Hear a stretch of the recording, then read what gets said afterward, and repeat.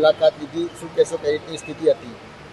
આજે સિવિલની અંદર આમ તો હું બારડોલી બસ દુર્ઘટના ઘટી ત્યારથી સિવિલના સંપર્કમાં છું. અમારા સિવિલ સુપ્રિન્ટેન્ડન્ટ ડૉક્ટરને ત્યારે પણ સૂચના આપવામાં આવી હતી, જે દર્દીઓ અહીંયા દાખલ થાય એમને યુદ્ધના ધોરણે ઓપરેશન, દવા, જે જરૂરિયાત હોય, સીટી સ્કેન, MRI એમની તુરંત જ કરીને એમને પેશન્ટને આપણે ટ્રીટમેન્ટ આપવાની છે, જે ટ્રોમા સેન્ટરની અંદર અપાઈ જ રહી છે. તો પણ સ્પેશિયલ ઝાઝા દર્દીઓ એક સાથે અહીં આવે તો આપણે એમને સરસ રીતે ટ્રીટમેન્ટ આપી શકીએ.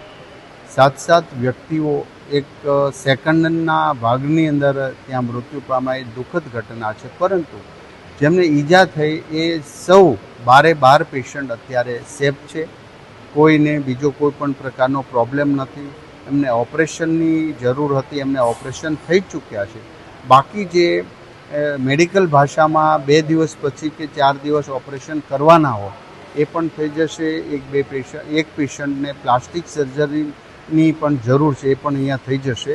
તમામ પેશન્ટના સગાવાલા મહારાષ્ટ્ર અને ગુજરાતમાં જ્યાં રહેતા હોય બધા જ અહીંયા આવી ચૂક્યા છે. બાકી દિવસ રાત જે ડૉક્ટરોએ મહેનત કરી છે આ પેશન્ટ પાછળ, એમને પણ હું અભિનંદન કરું છું કે કટોકટીના સમયે સિવિલ હોસ્પિટલના આ ડૉક્ટરો દિવસ રાત જોતા નથી. તો આજે આપણે પ્રાર્થના કરી છે 12 પેશન્ટ જલ્દીમાં જલ્દી એમને રજા આપી ઘરે હસતા જાય એવી ઈશ્વરને પ્રાર્થના કરીએ છીએ. ઓકે.